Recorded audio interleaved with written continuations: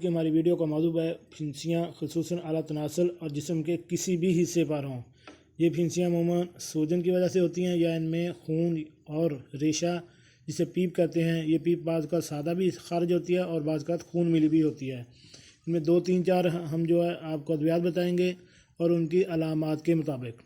تو شروع کرتے ہیں آج کی ویڈیو شروع کرنے سے پہلے میری آپ سے ریکویسٹ ہے کہ اگر آپ میرے اس چینل پر نئے ہیں تو میرے اس چینل کو سبسکرائب کر دیں اور ساتھ بیل آئیکن کا بٹن بھی پریس کر دیں تاکہ میری ہر نئی معلوماتی ویڈیو آپ کو بر وقت مل سکے۔ جی ناظرین، سب سے پہلے شروع کرتے ہیں پھوڑے پھنسیاں جسم کے کسی بھی حصے پر ہوں تو کلکیریا فلور 6X کی 3 گولیاں صبح، 3 گولیاں شام اور 3 گولیاں دوپہر کو چوسیں۔ اس کے بعد آگے جاتی ہے کلکیریا سلف۔ پھنسیاں پھوڑے اس طرح کے ہوں کہ ان سے پیپ خون کی ملاوٹ کے ساتھ خارج ہو، جسے آپ کو میں نے ابھی پہلے بتایا تھا کہ بعض کا پیپ ایسے ہی خارج ہوتی ہے، بعض کا اس میں خون کی ملاوٹ شامل ہوتی ہے۔ اگر پیپ خون کی ملاوٹ کے ساتھ شامل ہو تو کلکیریا سلف 6X کی 2 گولیاں صبح، 2 گولیاں شام اور 2 گولیاں دوپہر میں چوسنے کو دیں۔ یا اگر آپ کو خود بیماری لاحق ہے تو اس کے آپ 2 گولیاں 3 ٹائم کھانے کے بعد چوسیں۔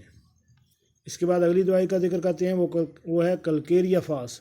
پھنسیاں چھالے جن سے زرد لیس دار پانی نکلے اور جلد سے چھلکے اتر کر زخم بن جائیں تو کالی فاس 6X کی 3 گولیاں صبح، 3 گولیاں دوپہر اور 3 گولیاں شام کو چوسیں۔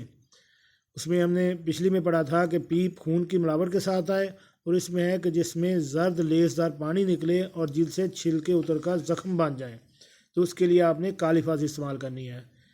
نمبر 4 پہ آ جاتی ہے پھنسیاں اگر اعلیٰ تناسل یعنی مخصوص جگہ، ایک تو ہوتا ہے سارے جسم پر، اگر صرف آپ کے اعلیٰ تناسل پر یعنی مخصوص جگہ پر ہوں تو کلکیریا فلور 6X کی 3 گولیاں صبح، 3 گولیاں شام اور 3 گولیاں آپ نے دوپہر کو چوسنی ہیں۔ ناظرین، یہ تھی آج کی 4 علامات پھوڑے اور پھنسیوں کے حوالے سے۔